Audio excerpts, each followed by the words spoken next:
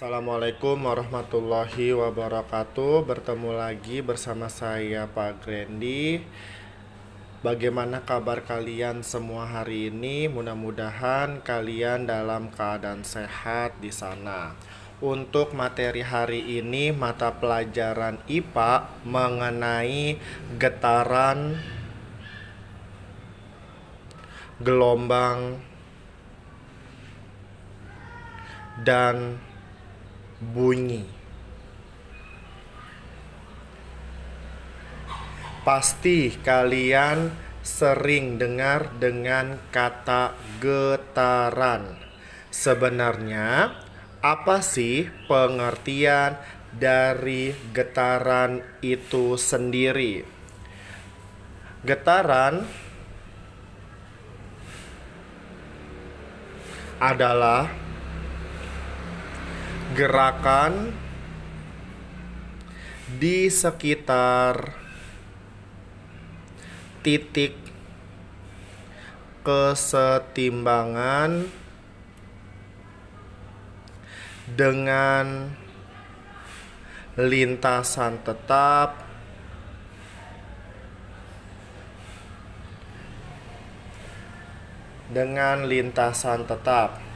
Saya ulangin lagi. Getaran adalah gerakan di sekitar titik kesetimbangan dengan lintasan tetap. Coba kalian perhatikan dulu skema berikut ini. Di sini ada sebuah bandul. Dan satu bandul ini adalah titik B. Jika titik B ini adalah kesetimbangan, maka suatu benda bergetar bolak-balik di sekitar titik kesetimbangan tersebut.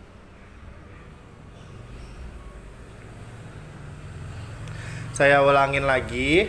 Jika ini adalah sebuah bandul dan bandul ini adalah titik B ini adalah titik kesetimbangan. Jika titik B, titik kesetimbangan ini bergetar bolak-balik di sekitar titik kesetimbangan tersebut, disebut satu getaran.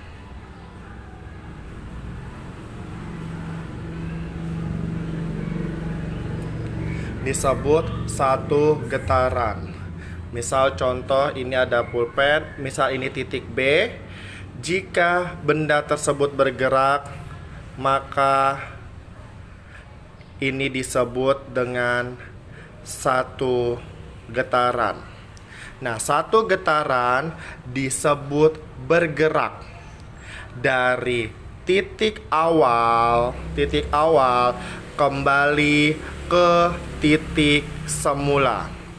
Perhatikan ya, satu getaran itu adalah dari A ke B. Coba perhatikan ya, satu getaran itu adalah dari titik A menuju ke titik B. Kemudian dari titik B ke titik C. Ini adalah titik C. Kemudian dari titik C kembali lagi ke titik B. Kemudian dari titik B terakhir kembali lagi ke titik A. Berarti dari titik A menuju ke titik C, kemudian dari titik C kembali lagi ke titik semula di titik A. Itulah yang disebut dengan satu getaran. Satu getaran, saya ulangin lagi, di mana dari titik semula atau titik A dalam kurung titik A bergerak ke titik B, kemudian ke titik C,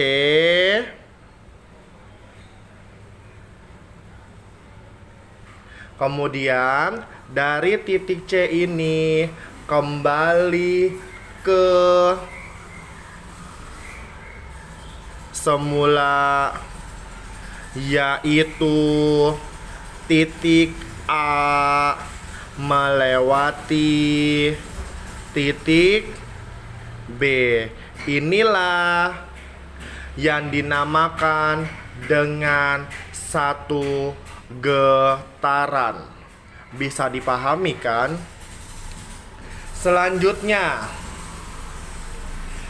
Lanjutnya dengan istilah dari satu getaran ini disimpulkan juga dengan istilah simpangan dan amplitudo. Dari getaran mempunyai istilah yaitu simpangan dan amplitudo.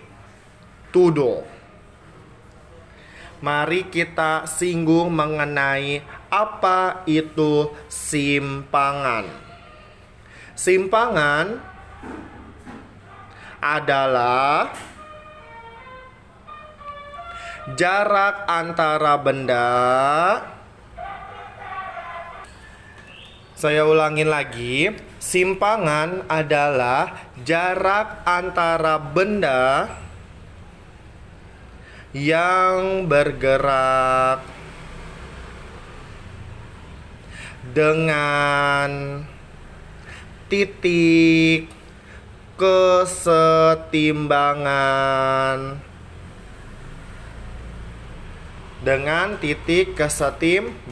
Saya ulangin lagi.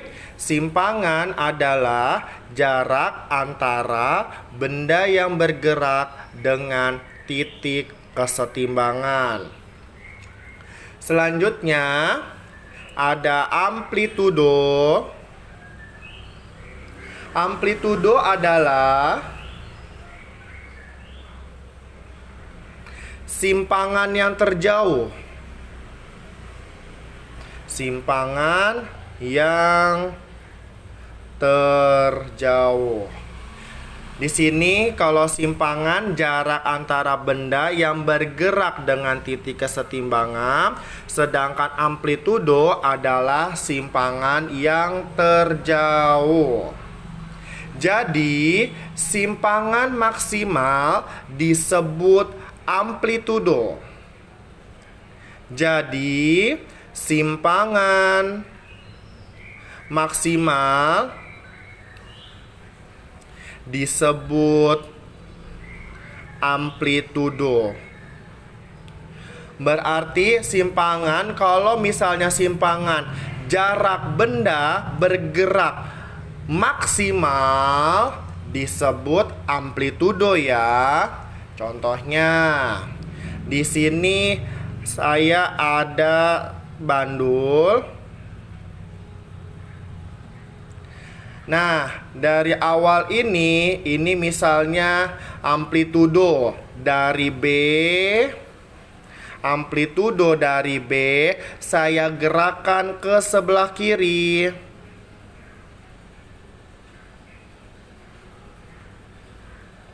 Nah, di sebelah kiri ini adalah amplitudo yang A.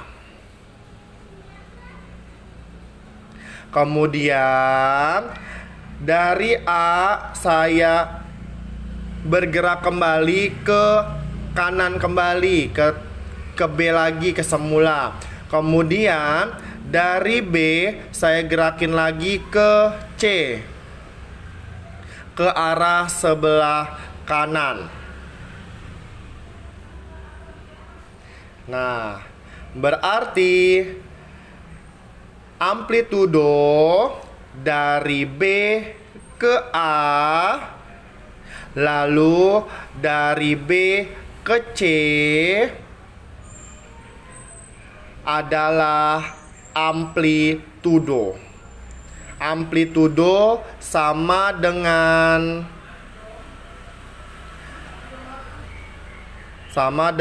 simpangan terjauh. Saya ulangin lagi, amplitudo dari A ke B, bisa juga dari B ke A, sama dengan dari B ke C, atau juga dari C ke B. AB sama dengan BC disebut juga dengan amplitudo. Amplitudo sama dengan simpangan terjauh. Bisa dipahami kan? Selanjutnya, kalian bisa lihat terlebih dahulu.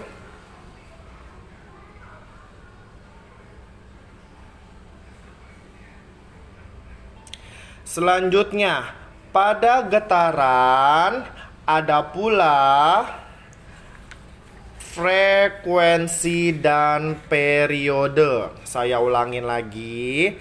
Pada suatu getaran ada juga yaitu frekuensi dan periode. Apakah perbedaan dari frekuensi dan periode? Frekuensi adalah banyaknya getaran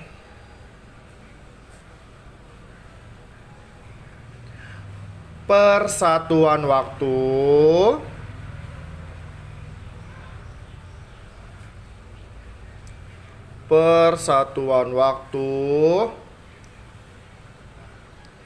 Nah, frekuensi adalah banyaknya getaran per satuan waktu. Dari frekuensi ini kita bisa menghitung frekuensi dengan rumus. Rumus dari frekuensi adalah N dibagi T kecil.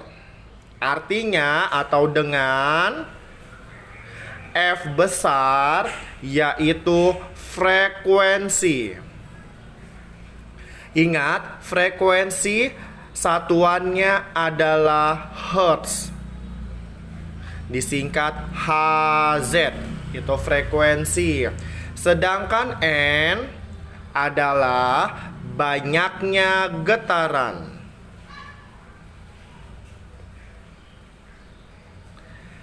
Sedangkan T kecil ini disebut dengan waktu. Satuannya adalah sekon atau disingkat S. Berikutnya, periode. Periode adalah waktu yang dibutuhkan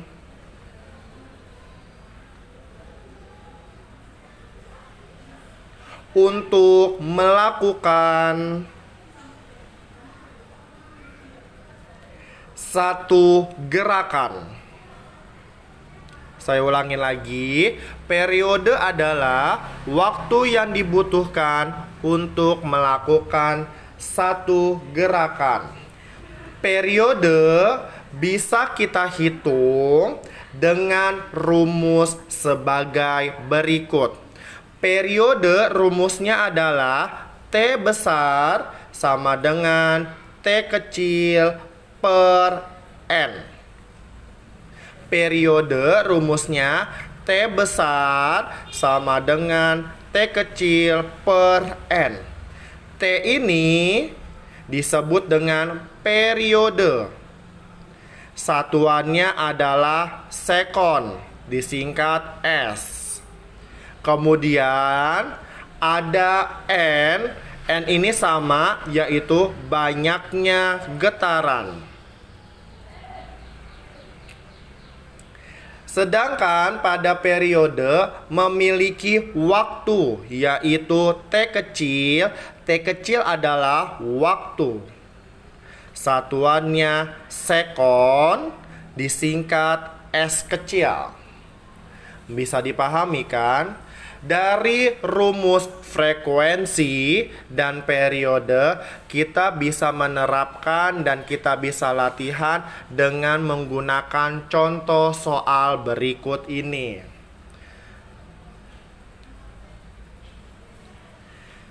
Sebuah bandul bergetar sebanyak 50 getaran dalam waktu 10 sekon. Hitung berapa frekuensinya. Ini adalah contoh soal mengenai frekuensi dan periode.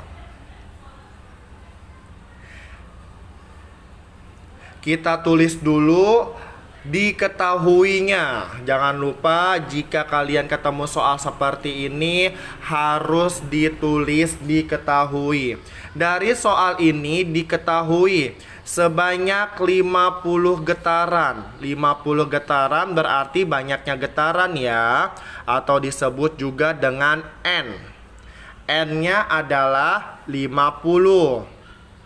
Kemudian dalam waktu, di sini ada waktu. Waktu itu adalah T kecil. T-nya berapa? 10 sekon. 10 sekon. Selanjutnya, ini sudah diketahui, langsung menuju yang ditanya. Yang ditanya adalah berapa frekuensinya.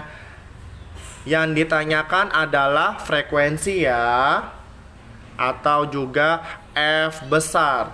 Maka kita tulis rumusnya. Jawab F sama dengan N per T. N-nya berapa? 50 per T-nya berapa? 10. 0 di sini coret, 0 di sini coret.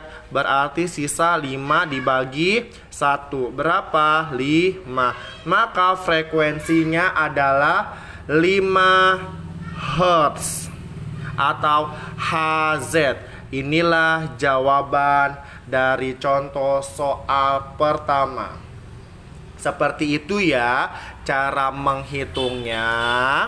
Kemudian ke contoh soal berikutnya.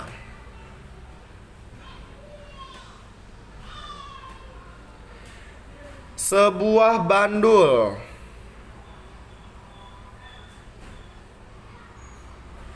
ini ada sebuah bandul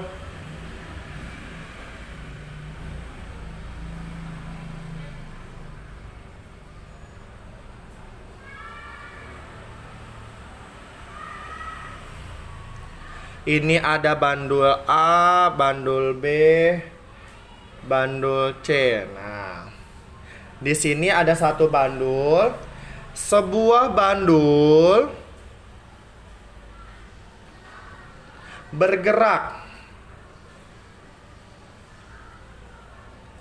dari titik A ke C. Berarti ini hanya ada satu bandul ya. Satu bandul berarti saya gerakan dari titik A yang di sebelah kiri, saya gerakan ke kanan. Saya gerakan ke kanan menuju ke titik C. Nah, dari yang saya gerakan dari titik A ke C ternyata memiliki waktu atau dalam waktunya adalah 0,2 sekon. Yang ditanya adalah hitung frekuensinya. Nah, berarti bagaimana untuk menjawab soal seperti ini? Diketahui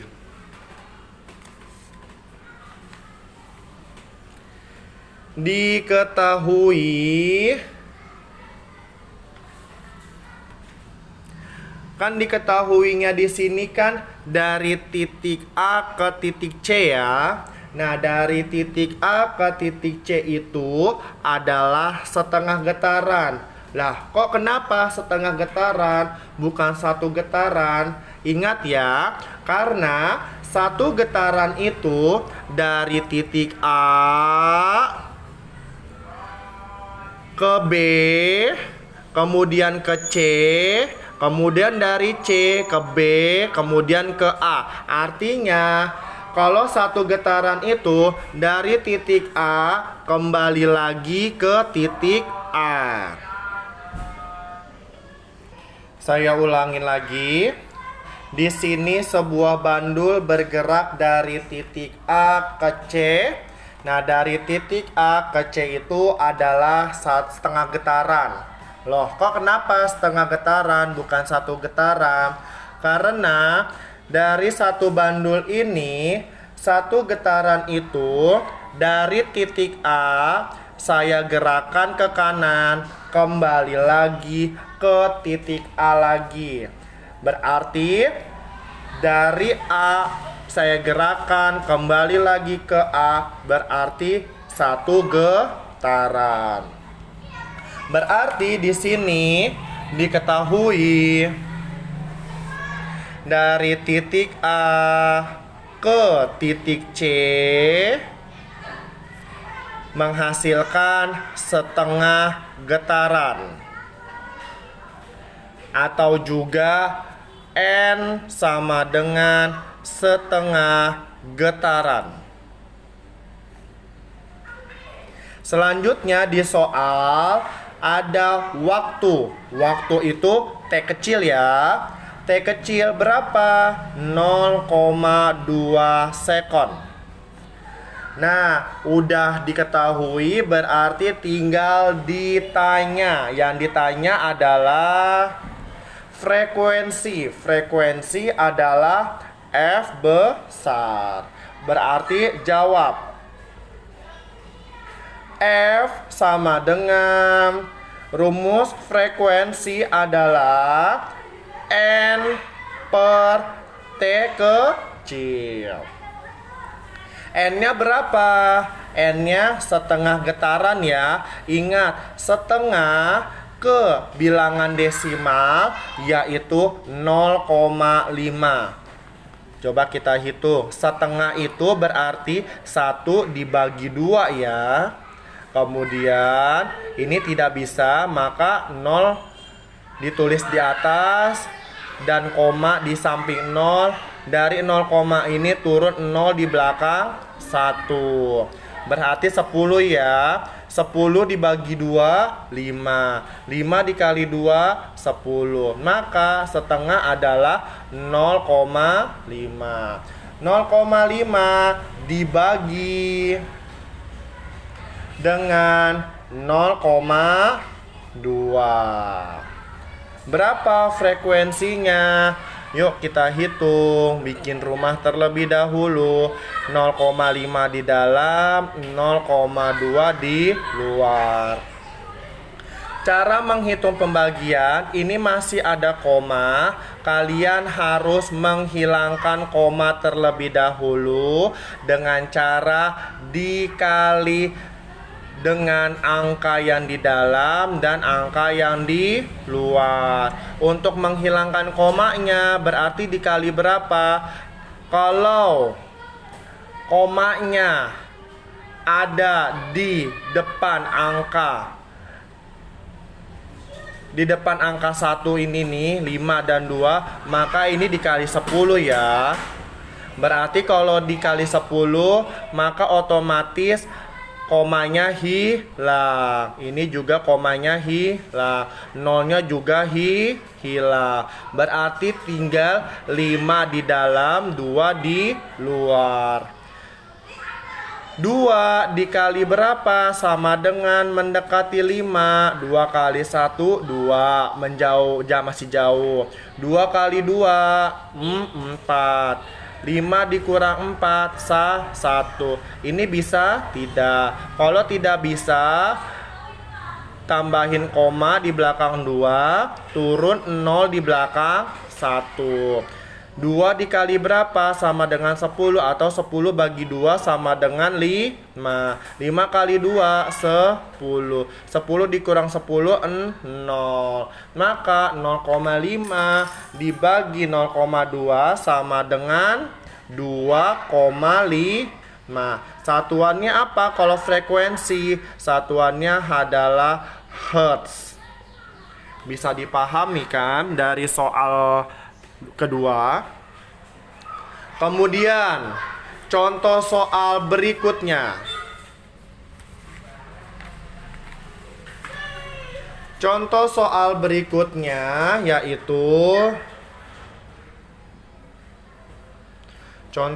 berikutnya yaitu ada banyaknya getaran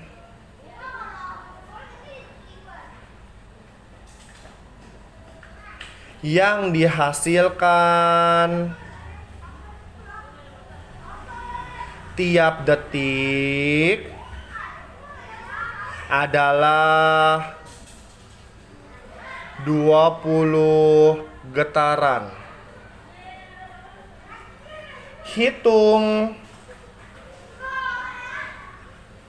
periodenya. Nah, ini adalah sebuah soal yang ketiga. Banyaknya getaran yang dihasilkan tiap detik adalah 20 getaran. Yang ditanya adalah periodenya ya. Kita tulis dulu diketahui. Nah, diketahui 20 getaran. 20 getaran berarti banyaknya getaran ya, atau disebut juga dengan N. N-nya berapa? 20. Kemudian tiap detik berarti ada waktunya ya. Nah, waktunya ini adalah tiap detik. Nah, tiap detik artinya 1 second ya, atau 1 detik. Saya ulangin lagi. Kalau ada soal tiap detik, berarti tiap detiknya ini adalah 1 sekon atau 1 detik ya. Nah, kemudian yang ditanya adalah periode. Periode itu apa? Periode itu adalah T besar. Jawab. T besar sama dengan T kecil dibagi N.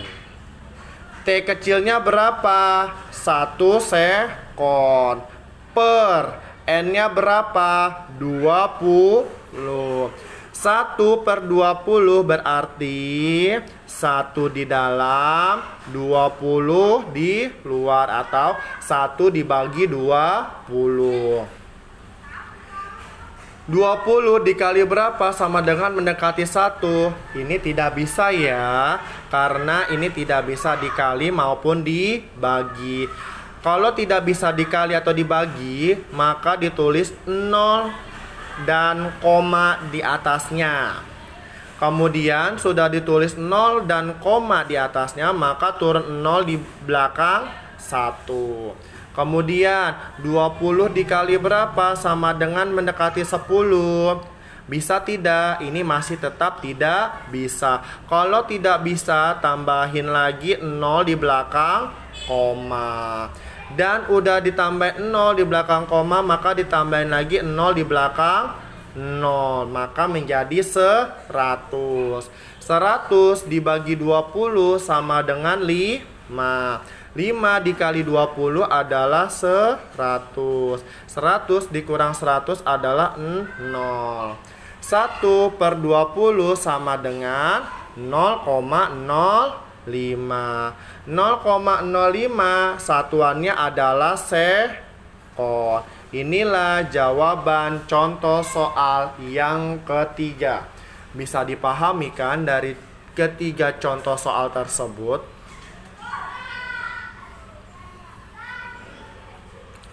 Oke, dari getaran. Getaran berarti mempunyai ada frekuensi dan ada periodenya.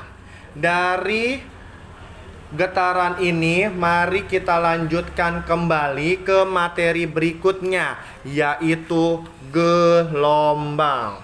Tadi sudah membahas mengenai getaran, dan materi kali ini masih berlanjut, yaitu mengenai gelombang. Ini gelombang. Apa sih gelombang? Apa itu gelombang? Gelombang adalah getaran yang merambat dengan membawa energi dari satu tempat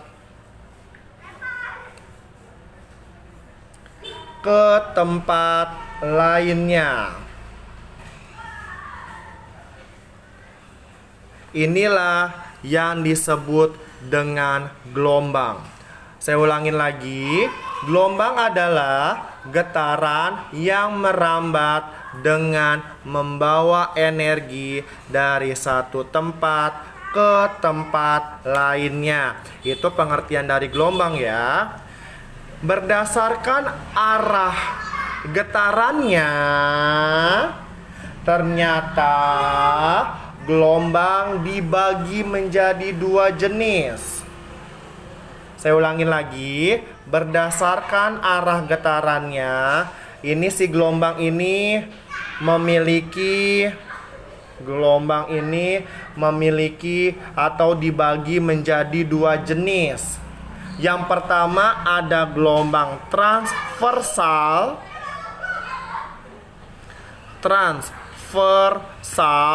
dan gelombang longitudinal.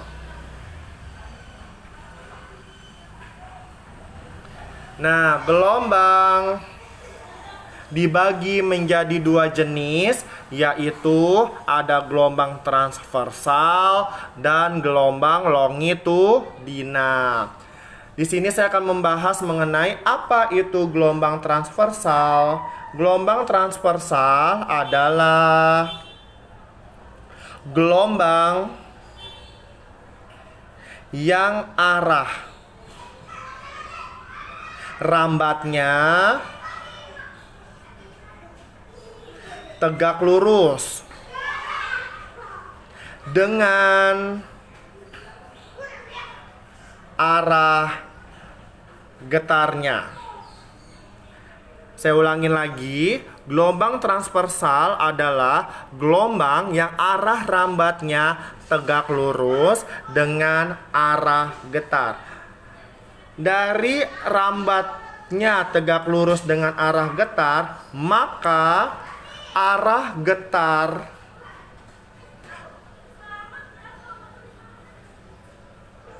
ini adalah arah getar, maka bentuknya ini adalah vertikal. Ini arah getar ya. Arah getar ini dia bentuknya vertikal, tegak lurus ke atas. Sedangkan arah rambat dia horizontal. Nah, ini adalah arah rambat. Arah getar dia vertikal, arah rambat horizontal. Jika saya gambar,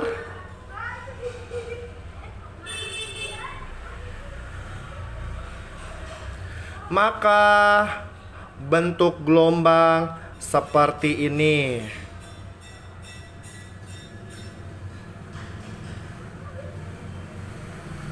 Ini adalah gambar gelombang.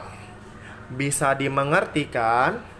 Selanjutnya, dari gelombang ini ternyata memiliki komponen-komponen gelombang transversal.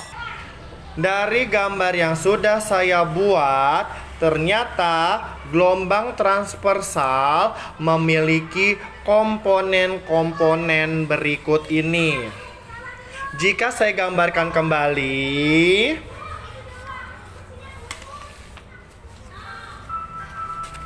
jika saya gambarkan gelombang transversal seperti ini,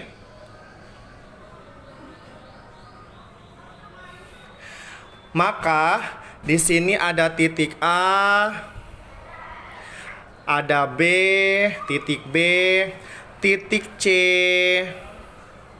titik D, dan titik E. Nah, jika titik A, B, C, D, E, maka A, B, C adalah lembah gelombang ya.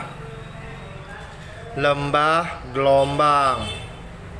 Saya ulangin lagi. Pada komponen gelombang transversal saya gambarkan ini, maka ditulis ada titik A, B, C, D, dan E. Maka A, B, C ini adalah lembah gelombang. Kemudian dari C, D ke E ini adalah bukit gelombang. Dari A, B, C lembah gelombang. Sedangkan C, D, E adalah bukit gelombang. Bisa dipahami kan mengenai komponen-komponen gelombang transversal? Nah, dari komponen-komponen gelombang transversal yang sudah saya gambarkan, maka titik A, B, C ini adalah lembah gelombang. Sedangkan titik C, D ke E merupakan bukit gelombang pada gelombang transversal. Satu lembah ini dan satu bukit kita sebut dengan satu gelombang. Satu lembah dan satu bukit kita sebut dengan satu gelombang. Nah, panjang satu gelombang. Nah, panjang satu gelombang ini kita sebut dengan panjang gelombang. Berarti satu gelombang ini sama dengan panjang gelombang.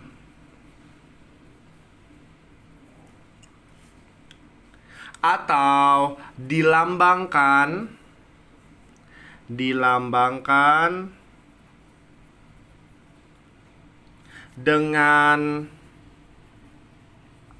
lambda. Ingat ya, lambda ini bentuknya seperti ini. Nah, ini adalah lambda.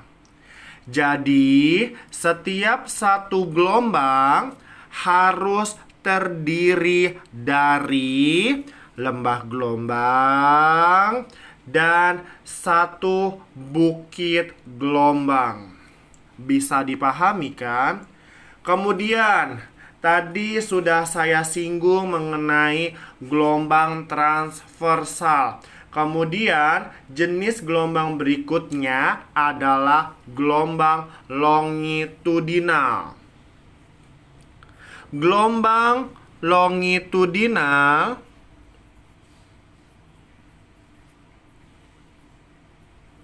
adalah gelombang yang arah rambatnya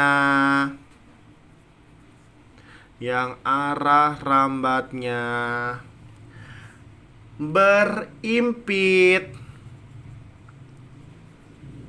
Berimpit itu berapat ya, atau rapat. Berimpit ini sama dengan rapat dengan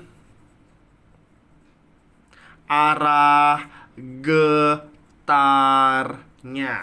Itulah pengertian dari gelombang longitudinal. Jika saya gambarkan seperti ini.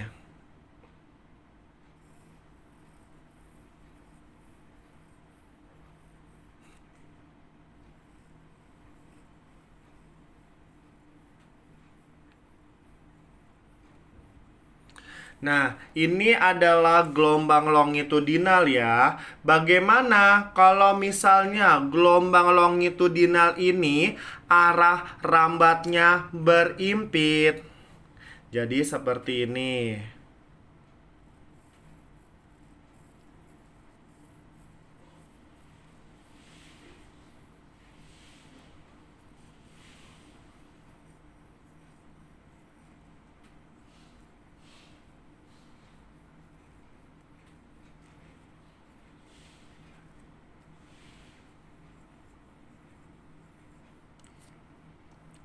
Nah, arah getar maupun arah rambat pada gelombang longitudinal sama-sama horizontal. Ini adalah arah getar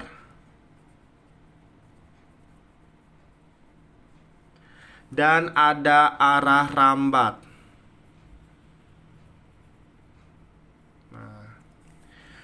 Saya ulangin lagi, gelombang longitudinal di sini ada arah getarnya dan arah rambatnya. Sama-sama bisa horizontal dan atau juga bisa berbentuk vertikal. Pada gelombang longitudinal ini tersusun atas rapatan-rapatan. Nah, dari gelombang ini ada rapatannya kan di sini. Nah, ada rapatan dan ada renggangan. Nah, ada rapat, ada renggang yang tersusun selang-seling. Yang saya sudah gambarkan di sini, ada yang tersusun atas rapatan dan susun selang-seling ada renggangan, kemudian rapat lagi, kemudian renggang lagi. Inilah yang dinamakan dengan gelombang longitudinal. Saya ulangin lagi, gelombang longitudinal tersusun selang-seling antara gelombang yang berbentuk rapat dan selang-selingnya dengan renggangan pada gelombang. Rapat, renggang. Inilah yang dinamakan dengan gelombang longitudinal. Nah, setiap satu gelombang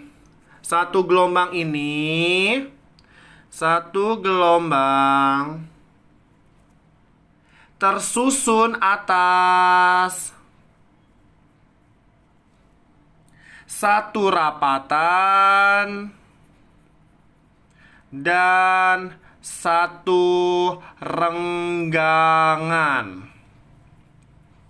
Berbeda ya dengan gelombang transversal. Kalau gelombang transversal, satu gelombangnya itu satu lembah dan satu bukit. Kalau gelombang longitudinal, satu gelombang, satu rapatan, dan satu renggangan. Bisa dibedakan kan antara gelombang transversal dengan gelombang longitudinal. Nah, gelombang longitudinal, satu gelombang tersusun atas satu rapatan dan satu renggangan. Jadi, satu rapatan dan satu renggangan ini disebut dengan satu gelombang.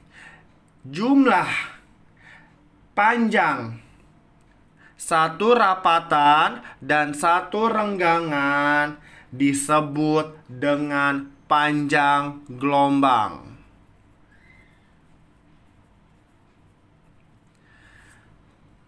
Saya ulangin lagi. Panjang satu rapatan dan panjang satu renggangan kita sebut dengan panjang gelombang. Panjang gelombang sama dilambangkan dengan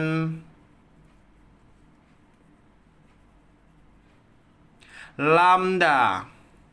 Bentuknya seperti ini ya. Nah, seperti ini. Bisa dipahami kan mengenai gelombang transversal dan gelombang longitudinal.